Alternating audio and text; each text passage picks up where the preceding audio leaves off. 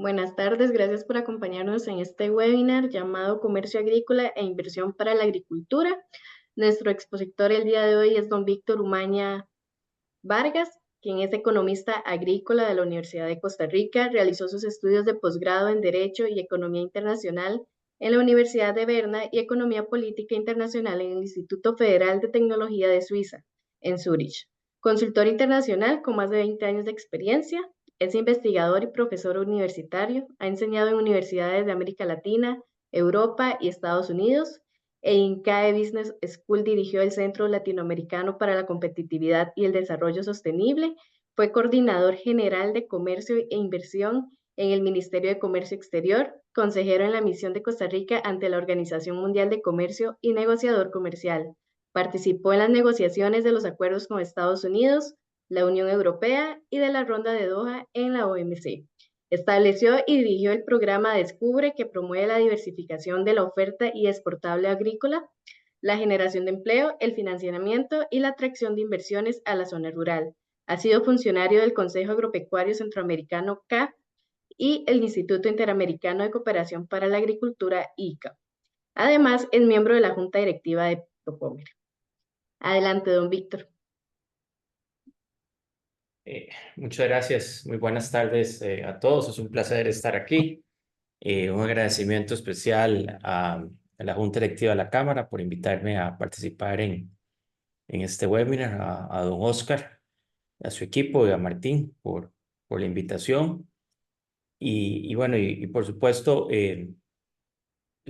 a la vez que me llena de alegría estar acá, pues me embarga una tristeza enorme estar en una actividad sin nuestro querido amigo Rigoberto Vega, a quien lo recordamos con mucho cariño, y muchas de las cosas que voy a hablar eran temas con los que hablábamos a menudo con Rigo. Pero bueno, vamos a iniciar. Voy a presentarles mi pantalla. Perfecto, nada más para que lo tengan presente, pueden escribir sus consultas en el chat para al final leerlas. Igual vamos a habilitar un espacio para las consultas o preguntas que tengan para don Víctor.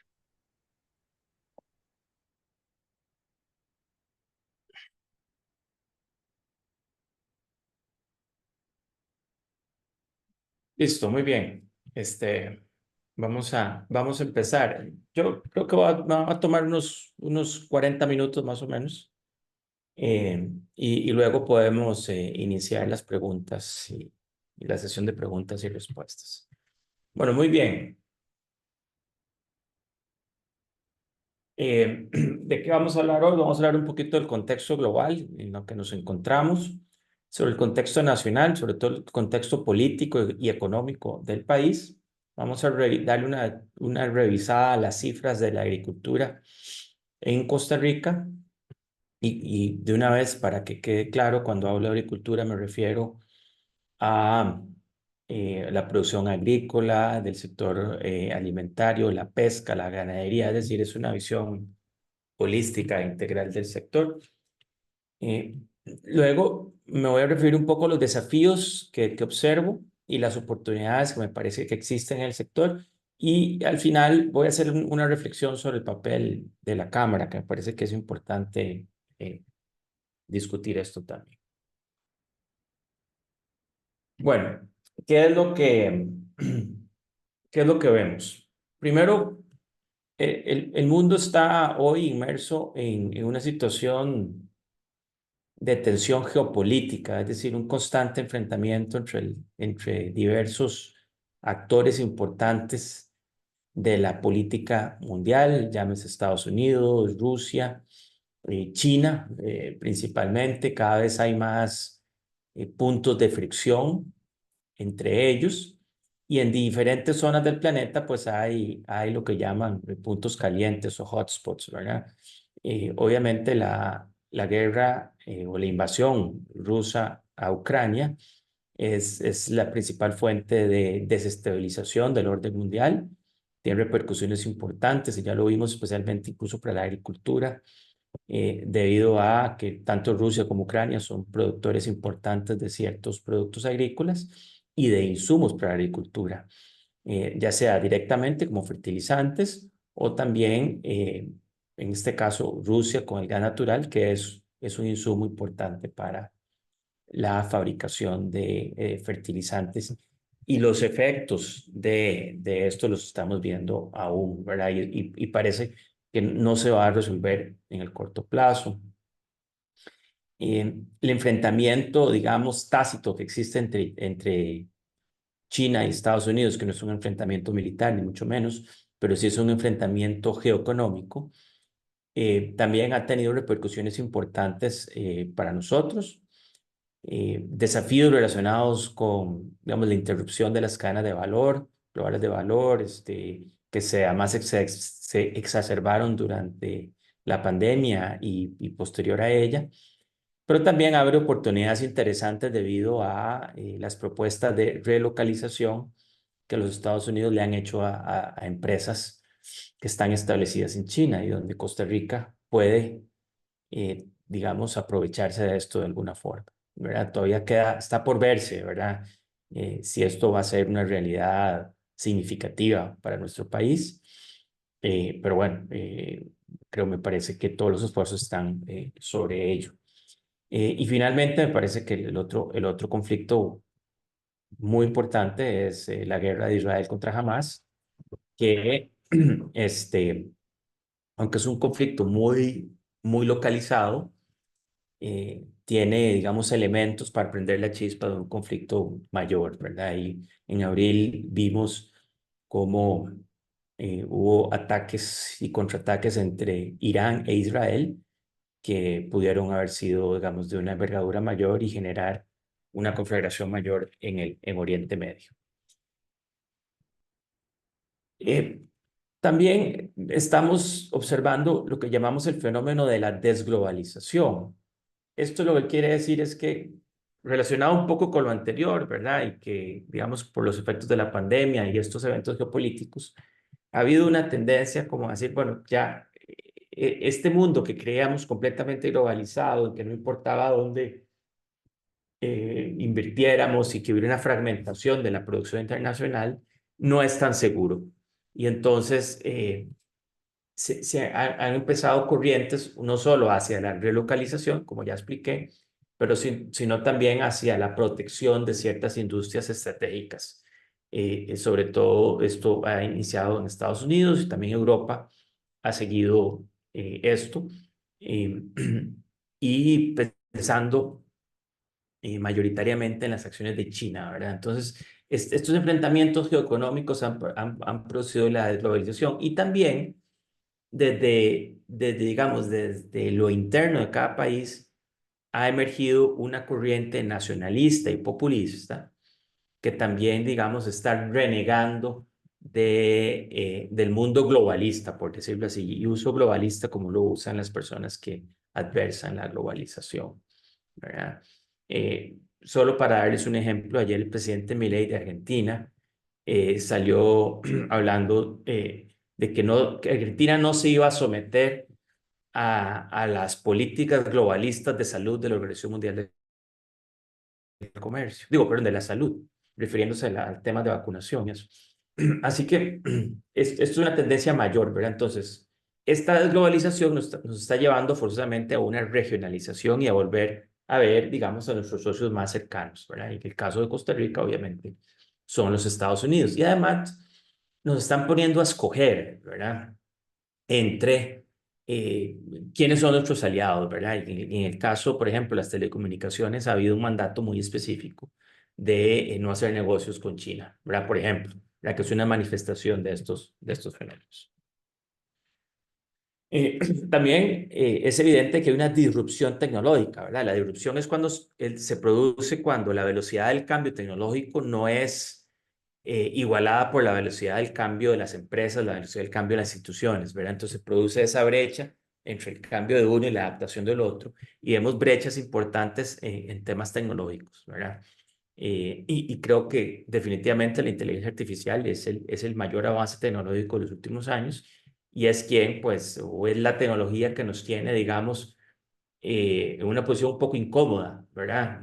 Por un lado, resaltamos y disfrutamos de las ventajas que la inteligencia artificial puede traer, pero por otro lado, la otra cara de la moneda tiene que ver con con esa ansiedad, ¿verdad? Y ese temor que nos da este tipo de tecnologías por sus implicaciones, digamos, prácticas, por ejemplo, en la, digamos, en la producción de desempleo, por decirlo así, y otras implicaciones mucho más allá, ¿verdad? Que tienen que ver más con películas de ciencia ficción, pero que están ahí latentes. Lo otro es el cambio climático, ¿verdad? Sin lugar a dudas es el principal fenómeno global que afecta y nos afecta a todos y con especial preocupación al trópico americano, que es una de las zonas que ya se determinó que más afecta el cambio climático y con implicaciones clarísimas sobre la agricultura, de las cuales vamos a hablar un poquito más adelante, ¿verdad? En general es un mundo muy volátil, ¿verdad? Por todas estas características, los hechos se suceden de manera instantáneas, muy rápido, pasamos de picos a bajos fácilmente. Por ejemplo, los precios de los productos agrícolas son son una manifestación de la volatilidad, ¿verdad? Y además es un mundo muy frágil, ¿verdad? Porque todavía al estar bastante interconectado, vean que lo que pasa en China, lo que pasa en Rusia, lo que pasa en Israel, nos afecta de manera importante a todos nosotros. Y además es un mundo divergente. Con esto me refiero a que los países no convergen, ¿verdad? O más bien divergen, por decirlo así, en el desarrollo económico y social, ¿verdad? Uno no ve esa armonización a que los países vayan acercándose a niveles de desarrollo similares, ¿verdad? Entonces, ¿qué es lo que vemos? Los países grandes y ricos son más ricos y los países pobres son más pobres y nos cuesta mucho esa divergencia. Y países como Costa Rica, es un país de ingreso medio, está en esa trampa de ingreso medio en que, bueno, tal vez no decrece, pero le cuesta mucho dar el siguiente nivel, pasar al siguiente nivel. Bueno, ¿y qué estamos viendo en tendencias a nivel global? Primero, y esto ya más relacionado con la agricultura, definitivamente hay una transición hacia hábitos de consumo eh, con una clara conciencia hacia la sostenibilidad, ¿verdad? Demandando productos de este tipo, ¿verdad? Sobre todo productos que incorporen atributos sociales y ambientales, ¿verdad? Y por otro lado, esto genera presión para que la agricultura, ¿verdad? Sea más sostenible y ya estamos hablando incluso de esta agricultura regenerativa, ¿verdad? Que no solo persigue la sostenibilidad en sí mismo, sino que aspira a dejar mejor el recurso de cómo lo encontró, ¿verdad? Y por supuesto que hay una fuerte tendencia a la innovación tecnológica en la agricultura, y eso lo vemos pues en todas las actividades, ¿verdad? Entre un uso intensivo de la tecnología, eh, usualmente hablamos de agricultura de precisión, el uso de drones, sensores, el Internet de las cosas, Big Data, la digitalización de la agricultura, ¿verdad?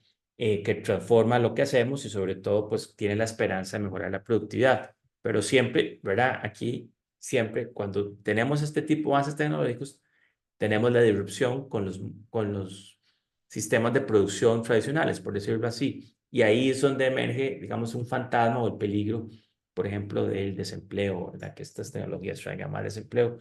Por eso hay que abarcar estas cosas de forma simultánea, es decir, cómo abrazamos por un lado la tecnología y por otro cómo tratamos de que nadie se nos quede atrás, ¿verdad? Que no haya rezagos. Desafíos. Bueno, el desafío global es el de alimentar 9.8 mil millones de personas en el 2050, ¿verdad? Y eso implica el aumento de la productividad.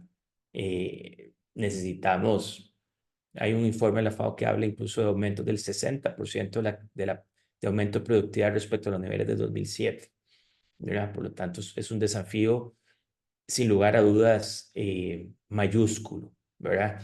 Y aquí estamos hablando pues de la seguridad alimentaria del planeta.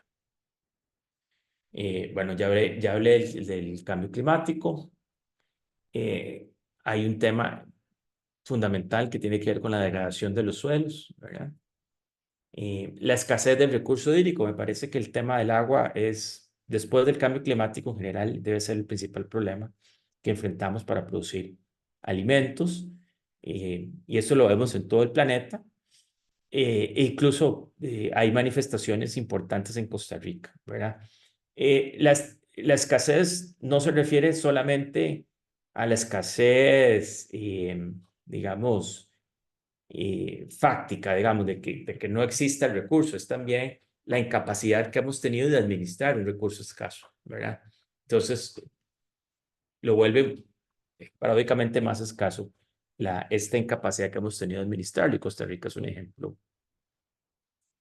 digamos, fácil, ¿verdad? Y bueno, y está la desigualdad en el acceso a las tecnologías, ¿verdad? Aunque nos pongamos muy felices de que está toda esta tecnología disponible, no ganamos nada si no podemos utilizarla en nuestros países. Muy bien, vamos a pasar al contexto nacional. Me parece que el primer elemento es que uno lo que ve es un descontento generalizado eh, de todo el mundo, es decir, y por diferentes razones. Descontento con el estado de la economía, descontento con el estado de las políticas, descontento por las presas, en fin, vivimos permanentemente enojados, lo cual no es un sentimiento deseable, ¿verdad? Esto además a- es producto o alimenta, ¿verdad? Uno lo puede ver de dos formas distintas, alimenta una polarización de la sociedad, ¿verdad? Y una polarización en diversas dimensiones, polarización económica, social, geográfica, en fin. Ustedes saben, yo he hablado mucho de la costa y la rica, ¿verdad? Que se refiere a esta divergencia precisamente de modelos de desarrollo, de condiciones de desarrollo de las personas de acuerdo a donde vivan, ¿verdad? Incluso vemos esas divergencias a nivel, incluso del área metropolitana entre zonas afluentes y zonas, digamos, más vulnerables o más susceptibles a, a que la gente vive en condiciones de pobreza.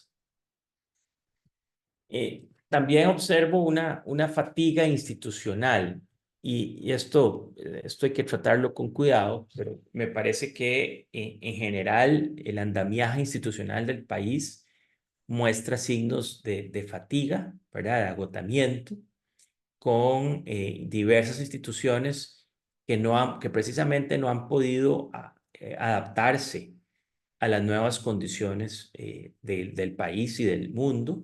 Entonces se crea, ¿verdad?, esa disrupción entre el cambio que necesita la gente, ¿verdad?, y la capacidad de las instituciones de poder brindar esos servicios y esos productos que necesita una nueva sociedad, ¿verdad?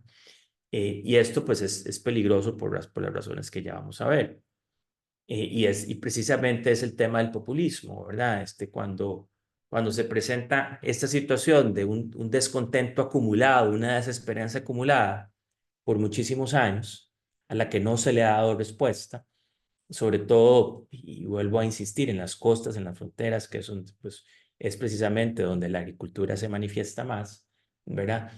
Eh, es el caldo de cultivo para que emerjan liderazgos populistas, ¿verdad? Y eso, pues, es la situación en que vive el país actualmente, ¿verdad? ¿Cuáles son las características de los líderes populistas? Bueno, que ven el mundo solo partido en dos, ¿verdad? El pueblo que es bueno y homogéneo, ¿verdad? Frente a la élite corrupta y egoísta, ¿verdad? Y entonces los líderes apelan, ¿verdad? A las emociones, a los resentimientos, ¿verdad? Este, y que ofrece además soluciones muy simples a problemas que sabemos que son muy complejos, ¿no? El líder es una figura carismática que se presenta como la voz del pueblo, que promete soluciones rápidas y fáciles, ¿verdad? Y pretenden supuestamente restaurar el orden y la justicia, ¿verdad? Y sobre todo, y por eso les decía que la fatiga institucional que yo observo me parece que es un tema clave, porque precisamente ese es es el lenguaje del populismo, ¿verdad? El populista critica las instituciones tradicionales, critica los partidos políticos, critica los medios de comunicación, critica el sistema judicial, ¿verdad? Y les da el apellido de corruptos e ineficientes, ¿verdad?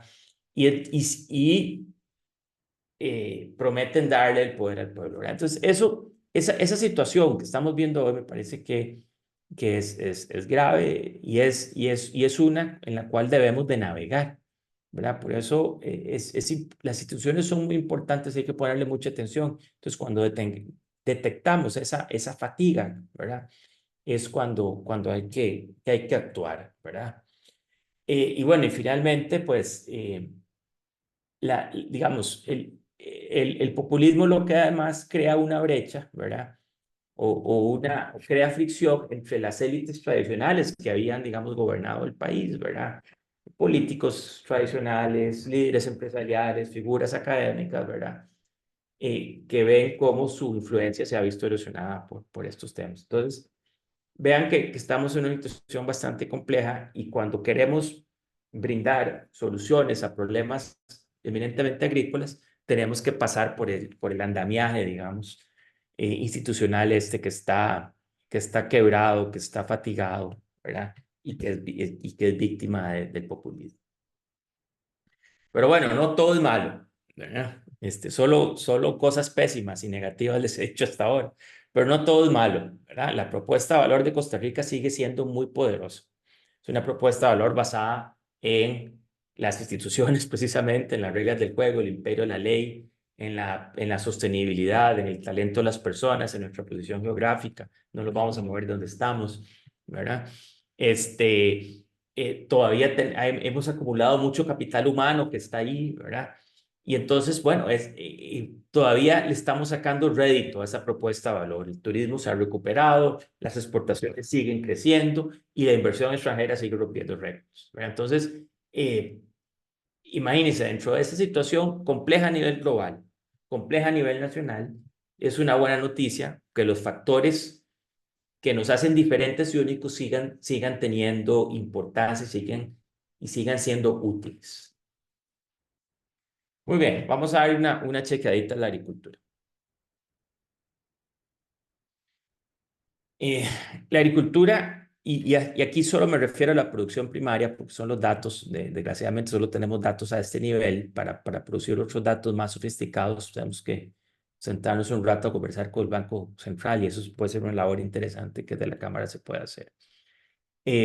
La producción primaria, agrícola, ganadera y de pesca representa aproximadamente el 4% del PIB.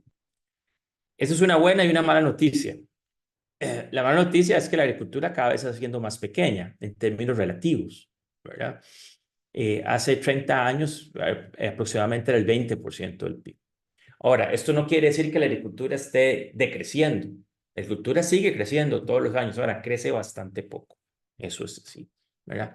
Y lo otro es, la buena noticia es que, digamos, al ser un sector relativamente pequeño hoy, respecto a los demás industrias en la economía, uno lo que puede plantear es, bueno, ya que la agricultura durante muchos años fue la base y el soporte de la economía, ¿verdad? Pues hoy se merece un trato especial y diferenciado, ¿verdad?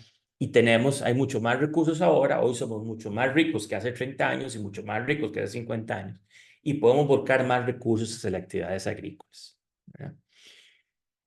Luego, la agricultura es agricultura, la primaria, ¿verdad? Sin tomar en cuenta los enlaces, los encadenamientos, el sector alimentario, ¿verdad? Emplea el 10% de la población económicamente activa, ¿verdad? Entonces, bueno, aquí si uno hace la mate, uno ve que el 10% de la población económicamente activa solo produce el 4% del PIB. Entonces, hay un tema de productividad, ¿verdad? Pero es estrictamente a nivel de la producción primaria. Y todos sabemos que aquí, detrás de los promedios se esconden actividades súper productivas y otras, pues obviamente de mucho menor valor, ¿verdad? Entonces, pero claro que hay un reto aquí de aumentar la productividad de la fuerza laboral, ¿verdad? Y eso nos va a llevar a una discusión de, bueno, ¿cómo hacemos, ¿verdad? Con una población laboral en las costas de las fronteras que su escolaridad promedio es de 8 años aproximadamente, que no habla un segundo idioma, bueno, cómo puede contribuir más a ser más productiva? Y eso es todo un debate que tenemos que tener, ¿verdad? Y brindar soluciones a esto, soluciones de corto plazo para la gente que necesita empleo ya, y soluciones de largo plazo para que esa productividad crezca. Tenemos una limitante de edad y de género, ¿verdad?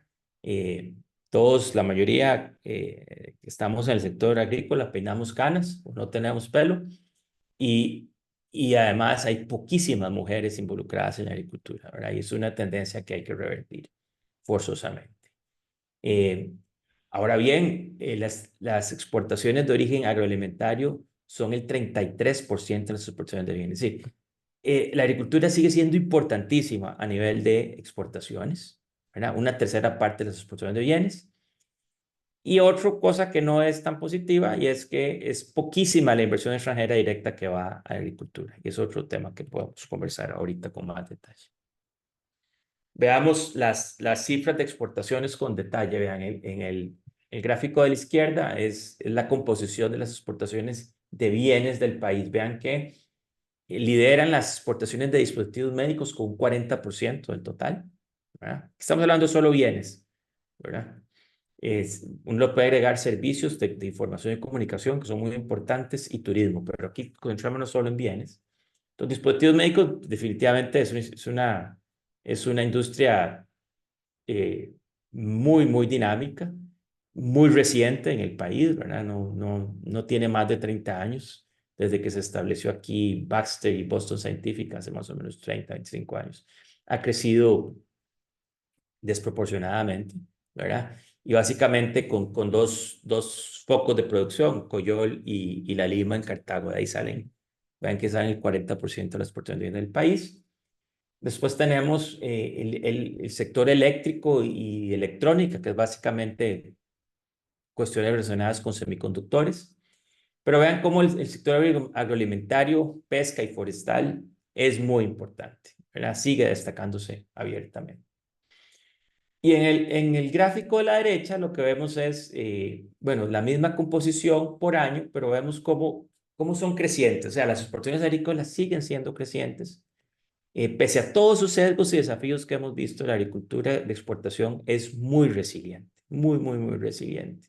Y es un punto, digamos, una ventaja que tenemos, esa resiliencia que muestra el sector.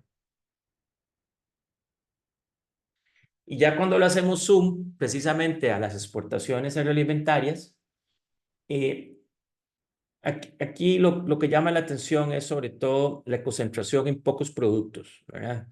Fíjense que el 40% de las exportaciones son de frutas tropicales y básicamente ahí estamos hablando de piña y banano, mm, más o menos 1.100 millones de dólares al año cada uno, muy parejos, ¿verdad?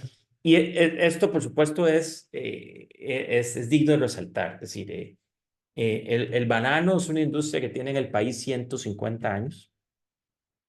El banano representa más algo muy curioso que parece una anécdota interesante. Me parece a mí que gracias al banano y al café precisamente se da la primera concesión de obra pública en Costa Rica, que es la construcción del ferrocarril al Atlántico. Y eso trae la inversión extranjera directa, ¿verdad? En la producción de banano. Y es una industria que ha sabido reinventarse en 150 años, imagínense todo lo que puede pasar o ha pasado en 150 años. Eh, Dos guerras mundiales, bombas atómicas, la internet y todo, bueno, y la gente sigue consumiendo banano y seguimos produciendo banano y seguimos siendo muy exitosos en banano. Y la piña surge, claro, precisamente también a través de la tecnología y el know-how proporcionada precisamente por el banano, ¿verdad? Por las prácticas en banano. Y rápidamente nos convertimos en el primer exportador de piña del mundo. Y eso, eh, digamos, la habilidad del sector bananero de seguir siendo vigente, seguir siendo importante, de ser líder tecnológico, de producir tecnología en Costa Rica para el resto del mundo aquí. El dinamismo de la piña me parece que son características que deberían permear al resto de la agricultura. El café ha perdido importancia relativa, pero obviamente seguimos produciendo café. El café es otra industria maravillosa. El café tiene 200 años. Y también, pese a que somos un actor muy pequeño a nivel global, es decir, en tamaño físico, Costa Rica es muy pequeña, hemos sabido reconvertirnos a donde hay confluencia entre la propuesta de valor del país y los factores de producción que tenemos, ¿verdad? Y el café es una buenísima muestra de eso. La búsqueda de la sostenibilidad, la incorporación de atributos sociales y ambientales, y sobre todo poder congeniar, ¿verdad? La necesidad de producir en pequeña escala con altísima productividad. Hay otros sectores importantes, por ejemplo, del sector de alimentos, ¿verdad? Preparaciones alimenticias diversas, donde ahí está sobre todo eh, algunas de las materias primas para producir bebidas, jugos en general, ¿verdad? Ahí Costa Rica parece que tiene una oferta bastante atractiva. Y por supuesto también están grasas, ¿verdad? Donde grasas y aceites, donde Costa Rica se ha posicionado bastante bien y el sector aceitero del país produce mucho empleo y ocupa bastantes tierras, sobre todo en el Pacífico Sur y Central, que es digamos, de importancia estratégica para que se mantenga la gente ocupada por esos lados. Y también el azúcar sigue siendo relevante. Eh, también me parece a mí que el sector azucarero eh, ha desarrollado una institucionalidad que le permite competir, mantenerse vigente, exportar y además sostener una base productiva compuesta de una composición mixta, digamos, de pequeños, medianos y grandes agricultores. Es una organización y una gobernanza que me parece que también es de la que podemos aprender muchísimo, ¿verdad? Para lograr la sostenibilidad de un sector agrícola en el país.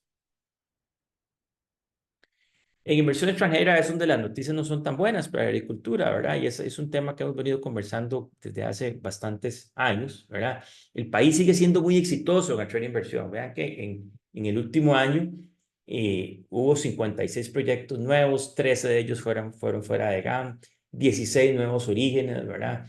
Eh, Empresas del calibre de Johnson Johnson, Intel, ¿verdad? Haciendo anuncios de, de miles de millones de dólares para invertir a Costa Rica, ¿verdad?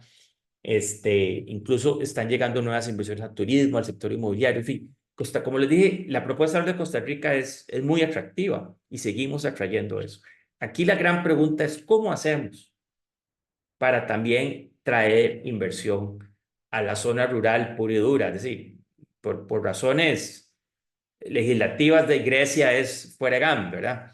Pero necesitamos traer inversión a Upala, a los Chiles, ¿verdad? A la Cruz, a la frontera con Panamá. Es decir, ahí es donde necesitamos traer nueva inversión. Y bueno, hay diversas ideas al respecto que ahora podemos conversar. Fíjense que por actividad, ¿verdad? La agricultura es un pedacito muy pequeño de la inversión que trae el país, que se trajo al país en el 2023, ¿verdad? Muy, muy, muy pequeñito. Aún así, digamos, si uno ve la composición de las empresas que están en zona franca, hay 45 empresas que son de corte agroindustrial. Es decir, no es que no exista, estamos trayendo inversión, ¿verdad? El tema es que necesitamos que eso sea mayor y que genere más empleo. Muy bien, vamos a hablar un poco de los desafíos. Ya hemos mencionado algunos, pero es importante resaltarlos. Hay desafíos viejos y nuevos, ¿verdad? El primero y el más importante es la revalorización estratégica. En estrategia, cuando uno hace planeamientos estratégicos en una empresa, lo que se establece es que aquello que es estratégico es lo que define el flujo de los recursos. Es decir, los recursos van a ir hacia aquello que es estratégico. Entonces, necesitamos forzosamente que la agricultura se revalorice y que se defina como un sector estratégico del país. Esto, por supuesto, que lo tiene que hacer el Estado, ¿verdad? Y aquí Estado, hablo no solo del Poder Ejecutivo, hablo de la Asamblea Legislativa, ¿verdad? También, es decir, es importantísimo que el Estado costarricense defina como estratégica la agricultura. Y para ello es muy importante el papel que puede jugar la Cámara. La Cámara tiene que impulsar esto desde adentro para que esto sea efectivamente una realidad y que entonces a partir de eso podamos empezar a promocionar, a buscar recursos, ¿verdad? A ver definitivamente cómo respondemos a esa estrategia. Mucho pasa por la productividad, ¿verdad? Costa Rica es un país que combina actividades de las más productivas del mundo, por ejemplo, piña, ¿verdad? Con actividades todavía que son muy poco productivas. Entonces necesitamos alzar el nivel de productividad, porque la productividad al final lo que define es el ingreso de las personas. Entre más productivos seamos, vamos a ganar más. Y eso es vital, ¿verdad? Productividad implica zonificación, concentrarse en lo que realmente somos buenos, ¿verdad? Donde hay ventajas comparativas, donde tenemos factores de producción, ¿verdad? Donde hay confluencia entre los factores de producción y la propuesta de valor del país, ¿verdad? Necesitamos ser coherentes con el desarrollo sostenible. Costa Rica lleva años predicando la sostenibilidad, pero realmente no hacemos lo que predicamos. ¿Por qué? Porque por un lado, esa falsa sostenibilidad nos ha llevado a solo privilegiar un sector de la sostenibilidad, que es la parte ambiental, y hemos dejado lo social y lo económico, ¿verdad? Entonces, una cosa no puede vivir sin la otra. Necesitamos una sostenibilidad efectiva.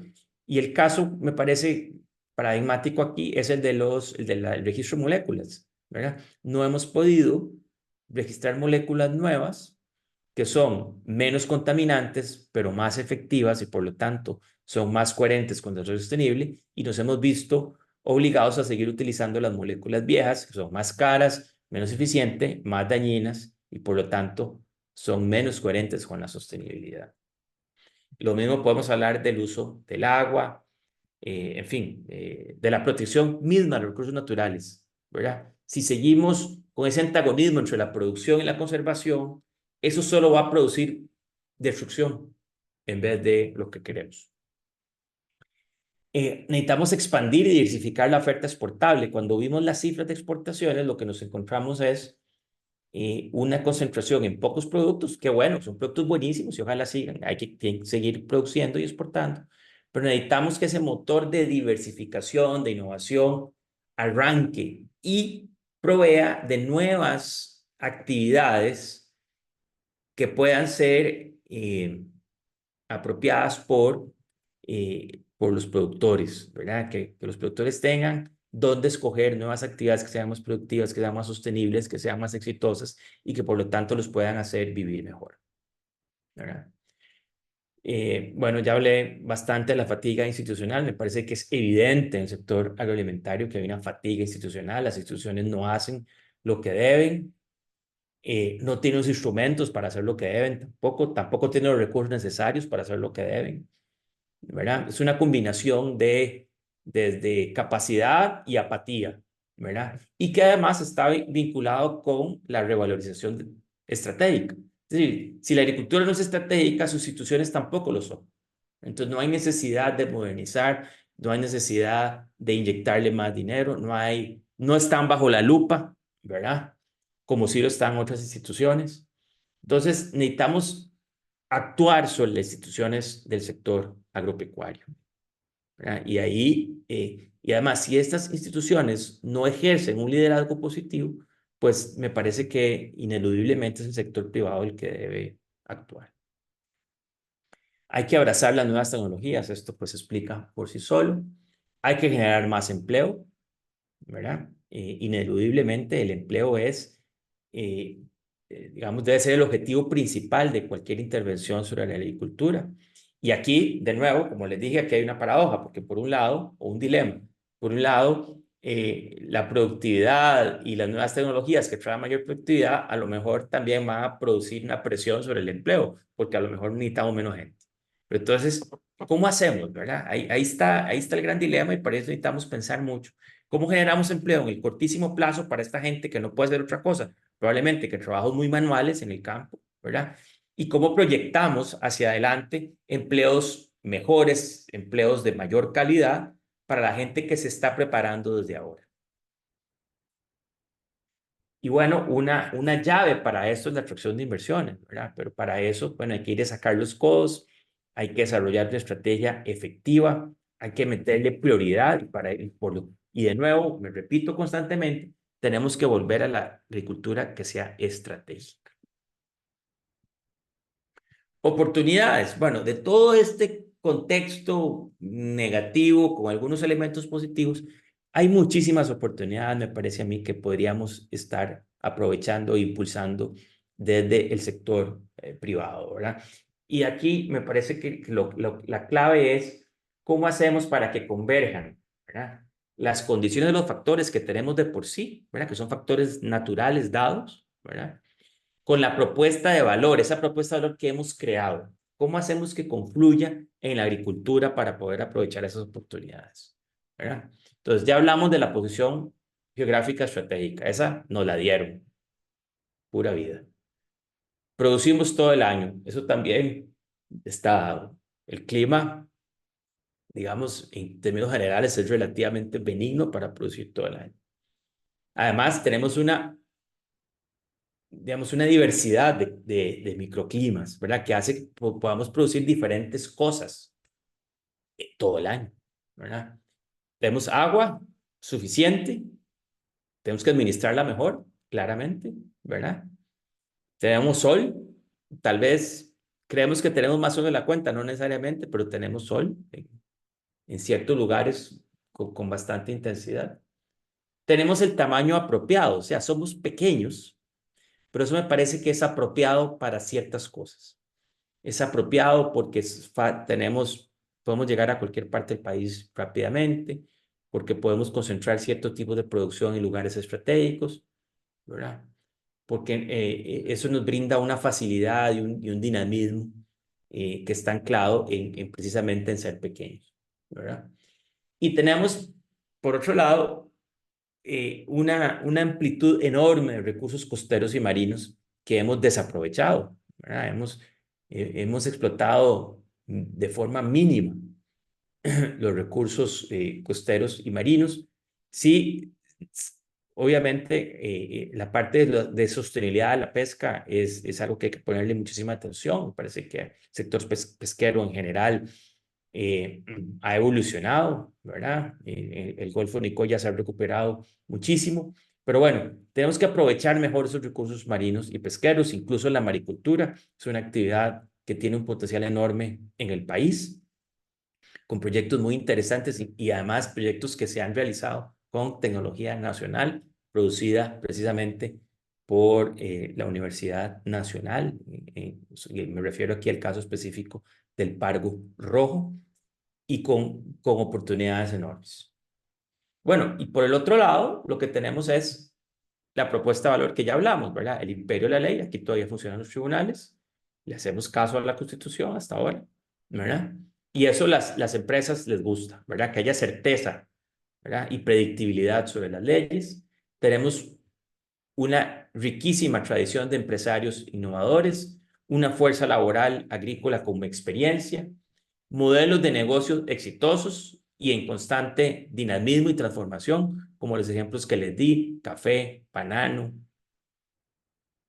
piña, ¿verdad? Y muchos otros relacionados, marcos institucionales también poderosos, funcionales, que son buena práctica a nivel global, ¿verdad? Presencia de multinacionales con buenas prácticas, tecnologías, experiencia gerencial, de las cuales hemos aprendido, ¿verdad? Y además un ecosistema de apoyo que es importante y que hay que aprovechar. A nivel institucional tenemos Procomer, tenemos varias de las universidades más importantes del mundo establecidas en el país y las más reconocidas en temas de agricultura tropical, como el CATIE y la EARTH, ¿verdad? Tenemos además una red de colegios técnicos agropecuarios que necesitamos rescatar, ¿verdad? Y otras instituciones que deberían hacer lo que tienen que hacer, ¿verdad?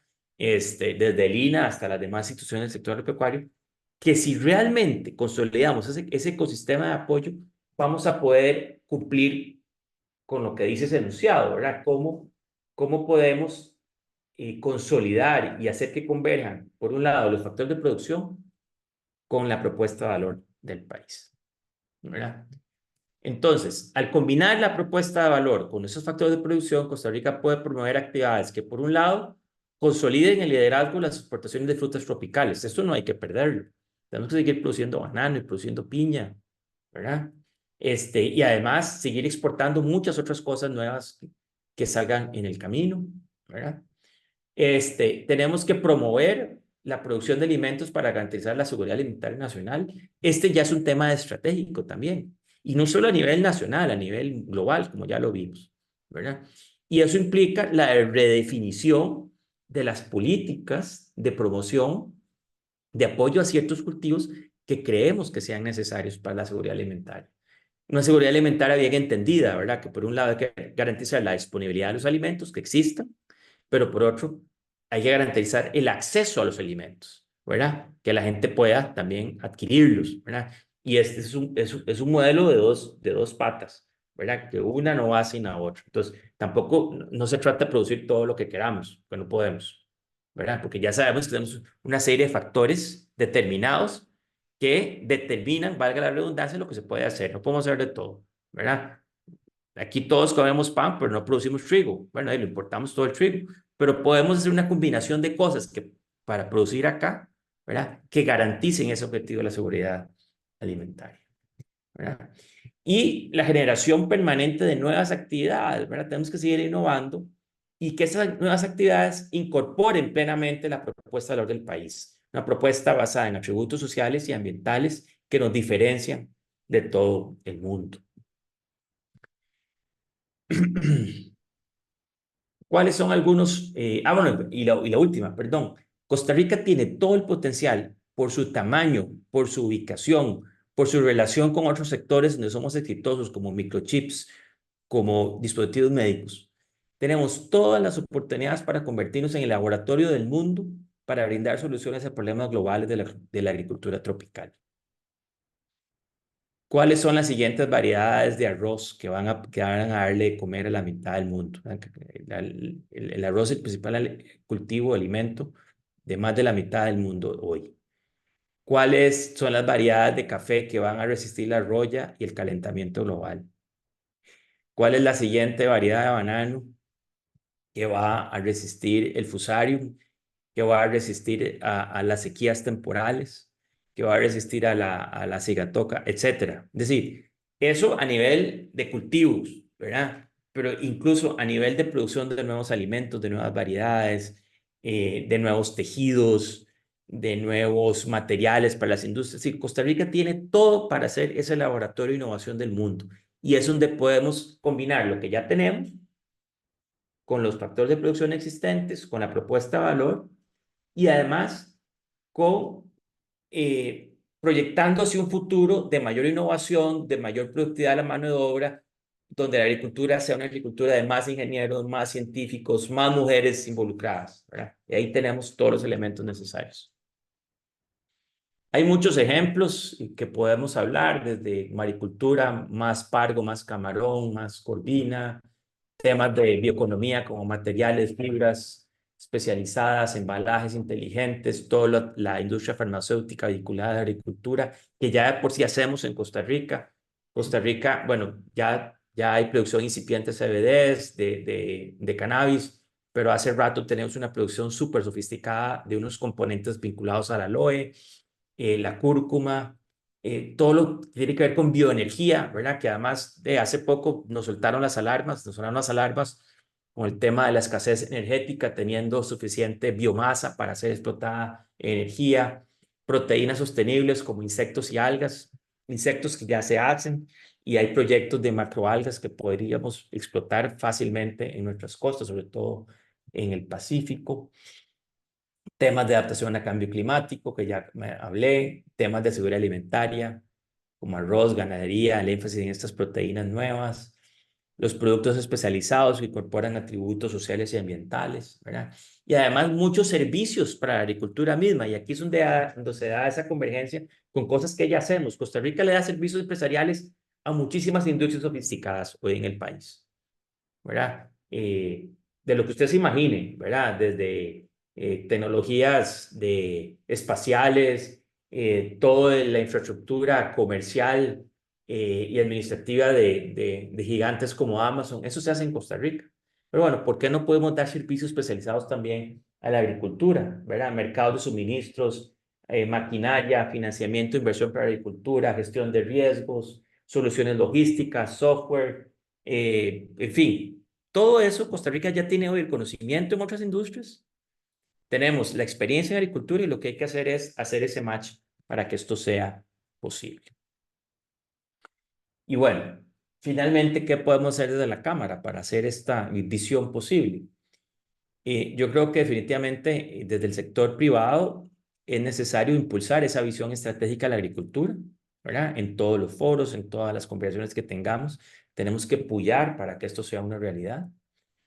Me parece que es una función ineludible de la Cámara la articulación institucional, ¿verdad? Con los que quieran, los que se apunten, porque uno baila con la que le diga que sí, ¿verdad? Y los que puedan, con los que sepan bailar también, ese es el otro tema, ¿verdad? Entonces, yo creo que como como les dije anteriormente, me parece que hay una serie de instituciones, hay un ecosistema listo para poder engranar con la Cámara y poder trabajar proyectos conjuntos para la agricultura, ¿verdad? Y aquí, parafraseando a mi profesor de la universidad, don Walter Ruiz, necesitamos promover políticas diferenciadas y acciones positivas para la agricultura. O sea, la agricultura, al ser estratégica, tiene que tener un trato especial, un trato diferenciado. Y hoy más que nunca lo podemos hacer. Somos más ricos, tenemos más recursos y podemos dirigirlos hacia la agricultura. Bueno, por aquí voy a quedar. Muchas gracias y los dejo con don Martín. Muchísimas gracias, don Víctor. Si alguien tiene alguna consulta, abrimos el espacio para que la realicen.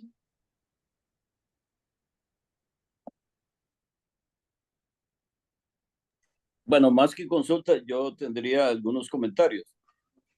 Primero que nada, felicitar a Víctor, como siempre, clarísimo y magistral en sus presentaciones, y le agradezco enormemente que nos haya concedido ese tiempito en la Cámara para llenarnos de positivismo y seguir empujando en estos momentos desde la Cámara y en beneficio del sector agropecuario. Víctor, tal vez no profundizaste un tema que a mí me parece fundamental para poder dar muchos de los cambios que necesitamos mucho incentivar la inversión en ciencia y tecnología. Y porque lamentablemente, digamos, estamos varados con la institucionalidad. Eh, yo hace unos días leía un librito que aquí tengo cerca de mí, escribió Rodrigo Celedón en el año 1986 sobre la ciencia y la tecnología, cuando fue el primer ministro de Ciencia y Tecnología. Y leyendo eso y viendo lo que ha pasado del 86 a la fecha, lamentablemente estamos totalmente anclados. Entonces, yo siento que la apuesta con las instituciones del Estado, pues no ha sido la ruta. Y por eso pienso que deberíamos pensar en inversión en el sector, es decir, en la motivación para que las empresas del sector privado inviertan en investigación. Y creo que para eso la única manera es creando incentivos, y también esto puede ser una manera para que empresas de afuera vengan a invertir en este campo. Es decir, yo he visto con mucha tristeza cómo algunas empresas semilleras como Ball Seeds, por ejemplo, que era la empresa insignia aquí, fundada por el capitán Hope en la producción de semillas de petunia y otras, se fue de Costa Rica porque ya no tenía el ambiente favorable que había. Lo mismo con algunas otras, una empresa holandesa también que producía esquejes, otra más que producía en el Valle de Orosi. Es decir, y así puedo citar 4 o 5 que se fueron, que son empresas que estaban produciendo para el mundo material de propagación. Recientemente, en estos días, Víctor, hemos estado también en contacto con empresas en Francia para para aprovechar precisamente lo que usted dice aquí de la producción de semillas, aprovechando el buen clima que tenemos todo el año. Pero realmente se nos hace difícil porque la institucionalidad no apoya y más bien nos reprime y no hay un ambiente favorable para eso. Víctor, por otra parte, aquí exportamos para el mundo material de propagación de bananos de altísima calidad desde los años 80 y abastecemos proyectos en todas partes del mundo, pero lamentablemente andamos solos y no tenemos la capacidad suficiente económica para poder invertir en más desarrollo tecnológico que implica inversión y que una manera de lograrlos es con estímulos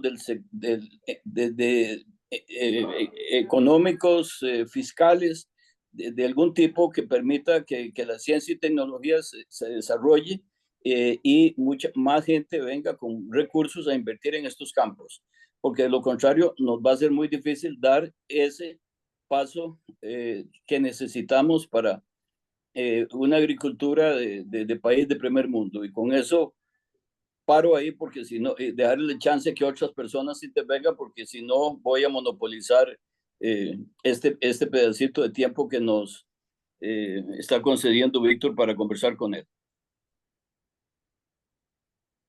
De acuerdo, don Oscar, yo no puedo estar más de acuerdo con usted. Me parece que hay una oportunidad enorme y precisamente lo que decía es que Costa Rica puede ser ese laboratorio del mundo para la producción de nuevas tecnologías, semillas, cómo enfrentar el cambio climático, en fin. Y de por sí ya lo hacemos, como usted lo dijo, en algunas cosas muy puntuales, ¿verdad? En la industria en que usted está, obviamente ahí somos líderes a nivel global, ¿verdad? Aquí hay una empresa que produce o participa en la cadena de valor para la producción de semillas de algodón en Guanacaste, que ya tienen bastantes años de estar ahí, y pese a que no sé cuántos cantones de Costa Rica declararon ser libres de organismos genéticamente modificados, ¿verdad? Casi todos. No, tenemos esa costumbre de dispararnos en el pie, pero sí tenemos todos los elementos para hacer eso. Ahora lo que hay que ponerse a pensar es cuáles son los incentivos que usted menciona, ¿verdad? La nueva ley o la ley de promoción de la inversión fuera de la GAM tiene un acápite sobre innovación y desarrollo que a lo mejor no hemos sabido cómo explotarlo, pero definitivamente me parece que esa es la solución que se amolda bien a nuestra propuesta de valor y los factores de producción existentes. Bien, gracias, Víctor. Muchas gracias, don Oscar y don Víctor. Le voy a ceder la palabra a don Omar, que tiene la manito levantada. Sí, muy buenos días, gracias. Un saludo a Víctor y a todos y todas. Víctor, yo comparto el objetivo o la pretensión de que la agricultura debería ser una actividad estratégica. Eso yo creo que es bastante retador. Quisiera preguntarte si tienes conocimiento de que esto se haya logrado en algún otro país para poder aprender y ver qué podemos hacer y ver si podemos llegar a este estatus, ¿verdad? Que yo creo que sí se lo merece la agricultura porque por ahí vi en un mensaje que sin agricultura no hay comida, ¿verdad? Entonces, ¿qué podemos hacer ante este reto de esta magnitud, ¿verdad? Sí, gracias Omar, qué gusto verte. Efectivamente, hay muchos países que han hecho estas declaratorias y no solo es hacer la declaratoria, es detrás de la declaratoria hay que poner, ¿verdad? Porque los recursos deben seguir a la estrategia. Y bueno, claramente hay ejemplos obvios que la gente conoce como Suiza y la Unión Europea, ¿verdad? Donde claramente incluso la esencia misma de la comunidad europea está fundamentada sobre el pacto agrícola, ¿verdad? Sobre la política agrícola común. Y en Suiza es así, Suiza no es miembro de la Unión Europea. Te puedo citar Noruega también, donde incluso en Noruega tiene uno de las, creo que don Oscar conoce bien ese caso, tiene la bóveda esta donde cuidan todo el germoplasma, ¿verdad? Estratégico de la humanidad. Y hay otro caso interesante que es Nueva Zelanda, que es un abordaje distinto, más basado en una agricultura muy empresarial, pero donde el sector agroalimentario representa como el 15% del PIB, es más de la mitad de las exportaciones de Nueva Zelanda, ¿verdad? Y la gente está trabajando en función de la agricultura. Uruguay es otro caso muy interesante en el sur. Entonces, pero Omar, más allá de la declaratoria es hacerlo con hechos, ¿verdad? Y ahí para eso es donde tenemos que empujar.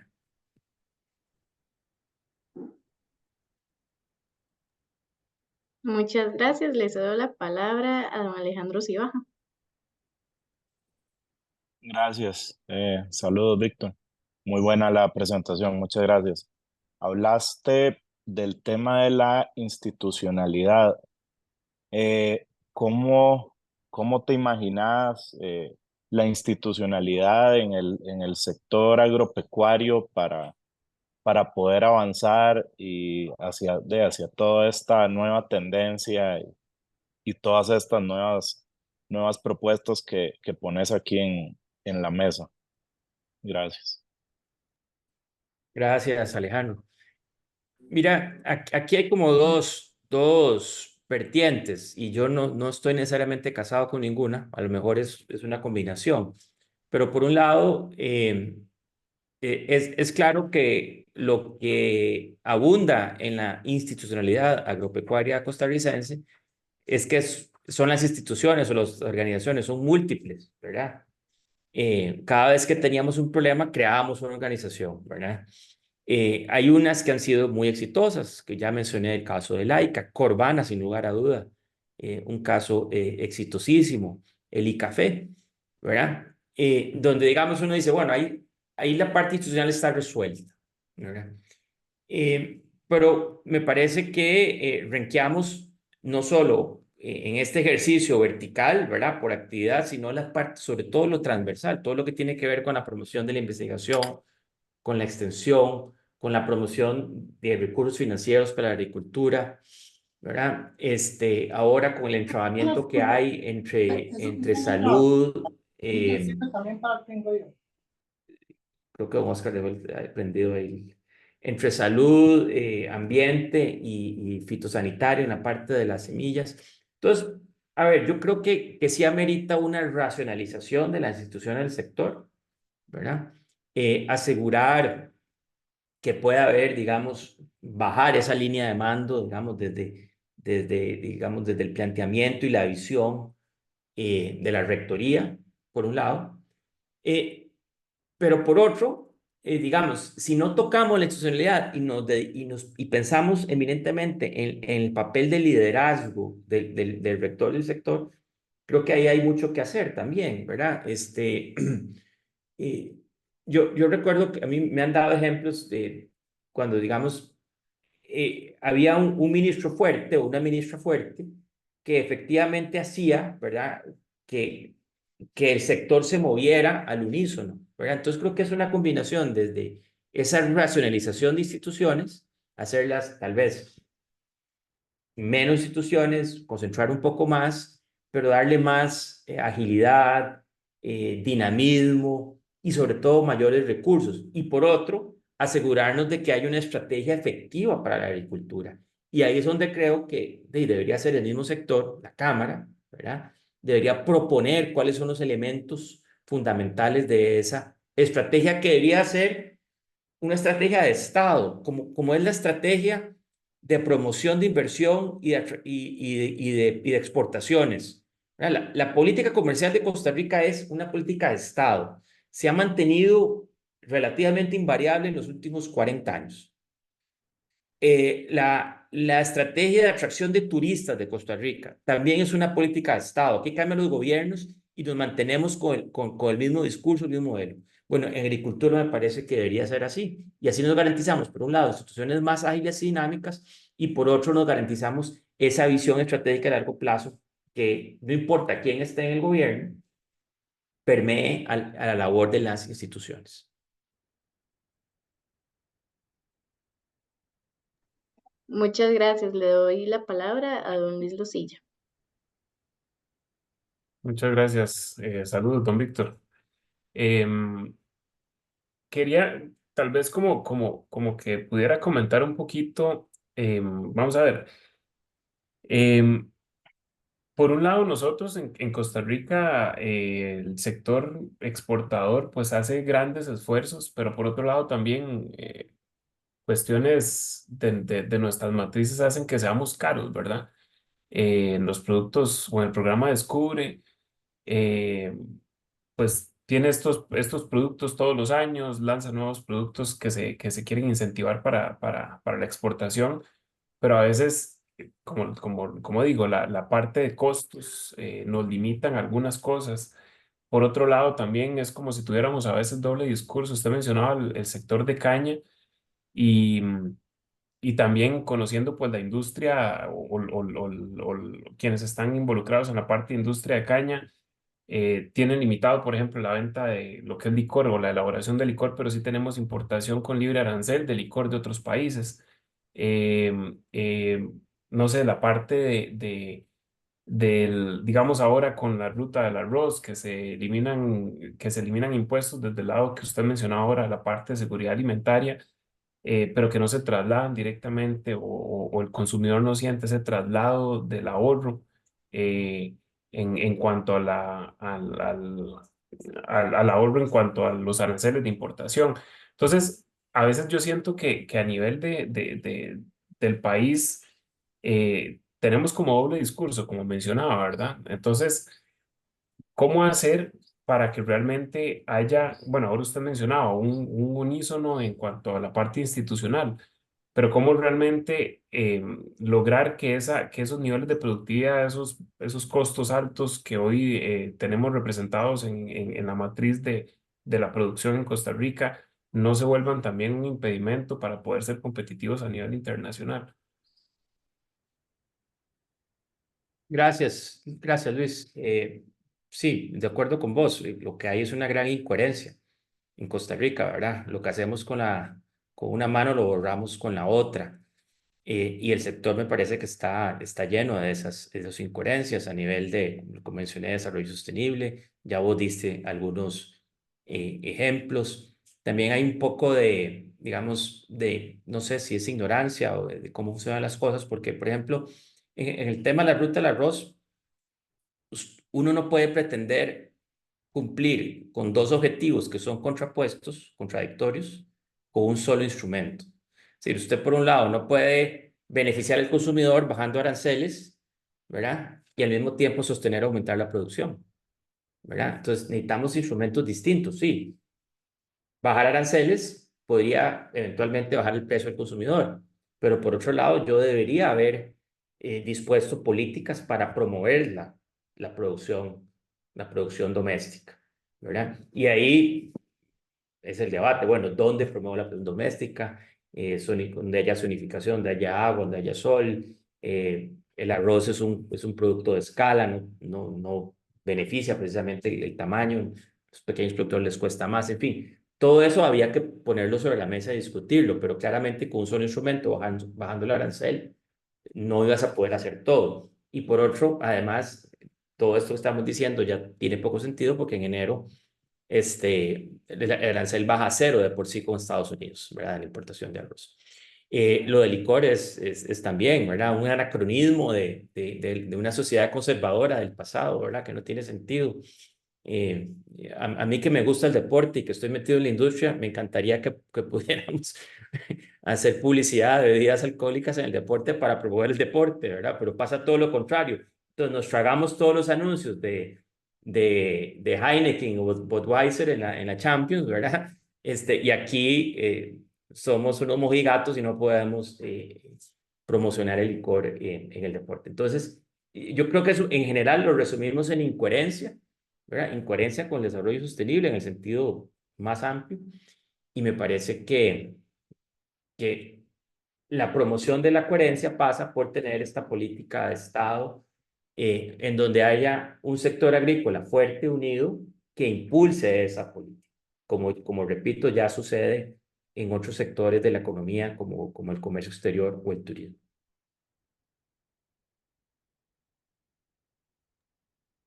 Muchas gracias, don Víctor. Si alguno tiene alguna otra consulta.